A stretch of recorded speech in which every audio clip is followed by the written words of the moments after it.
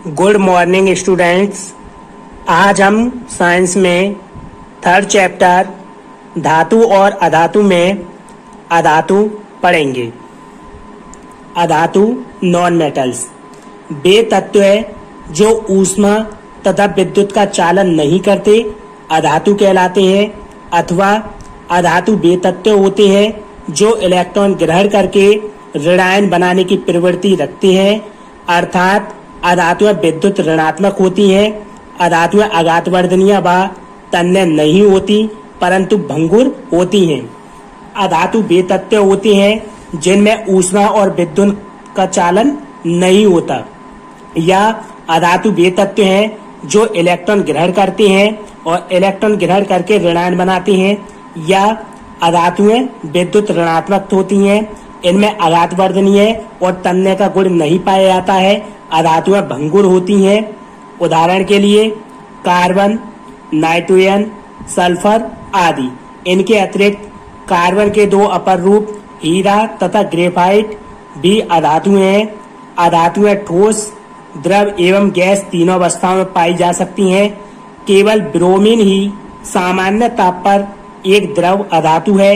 ज्ञात तत्वों में अधातुओं की संख्या केवल 22 है, जिसमें 6 अक्रिय गैस भी सम्मिलित हैं। उदाहरण के लिए कार्बन, नाइट्रोजन, सल्फर ये सभी अधातुएं हैं। और इनके अलावा कार्बन के दो अपर रूप हीरा और ग्रेफाइट भी अधातुएं हैं। अधातुएं प्राय ठोस, द्रव, गैस तीनों अवस्थाओं में पाई जाती हैं, लेकिन ब्रोमीन ही सामान्य ताप पर एक द्रव अधातु है। ब्रोमीन द्रव अवस्था में पाई जाती है।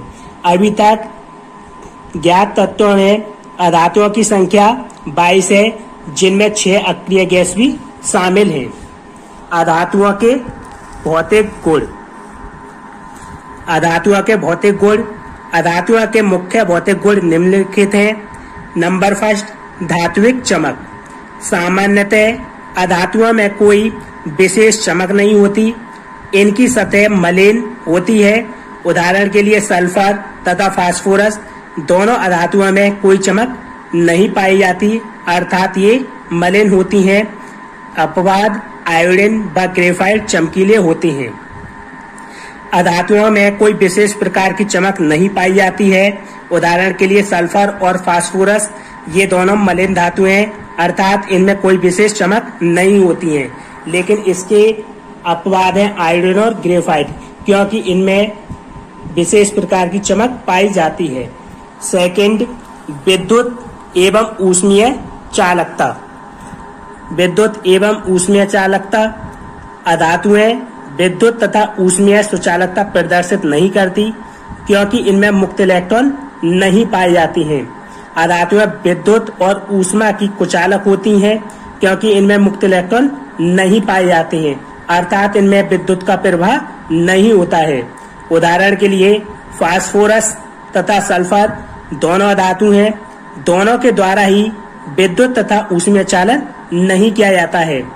फास्फोरस और सल्फर दोनों धातु हैं, इनमें भी विद्युत और ऊष्मा का चालन नहीं होता है।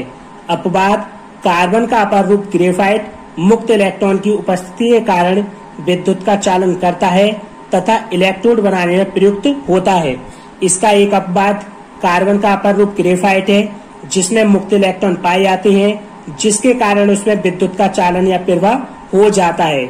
इसलिए ग्रेफाइट को इलेक्ट्रोड बनाने में यूज किया जाता है।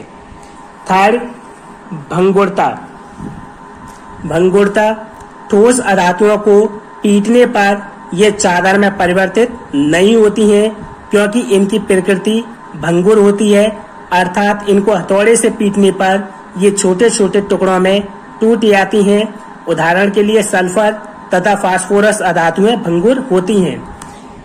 जो अधातु होती हैं ये पीटने पर चादर में परिवर्तित नहीं होती हैं, क्योंकि ये भंगुर प्रकृति के होती हैं, अर्थात जब इन्हें हथौड़े से पीटा जाता है तो ये छोटे छोटे टुकड़ों में टूट जाती हैं। उदाहरण के लिए सल्फर, फास्फोरस आदि अधातुएं भंगुर होती हैं। फोर्थ, अतन्यता। अतन्यता अधातुओं को खींचकर तारों में परिवर्तित नहीं किया जा सकता, अर्थात इनमें तन्यता का अभाव होता है। इनकी भंगुर प्रकृति के कारण ये खींचने पर टूट जाते हैं। अधातुएं को खींचकर तारों में नहीं परिवर्तित कर सकते क्योंकि इनमें तन्य का गुण नहीं पाया जाता। इनकी प्रकृति भंगुर होती है, इसलिए ये खींचने पर टूट जाते हैं। नंबर 5, कठोरता। अधिकांश धातु जो है वो ठोस होती हैं, जैसे सल्फर, फास्फोरस मृदु होती हैं, जबकि कुछ कठोर होती हैं। अधिकांश ठोस धातुएं सल्फर, फास्फोरस मृदु यानी मुलायम होती हैं, जबकि कुछ अधातुएं कठोर होती हैं। इसके अब बाद है कार्बन का अपर रूप हीरा सर्वाधिक कठोर पदार्थ है। जो कार्बन का अपर रूप है हीरा सबसे अधिक कठोर पदार्थ है।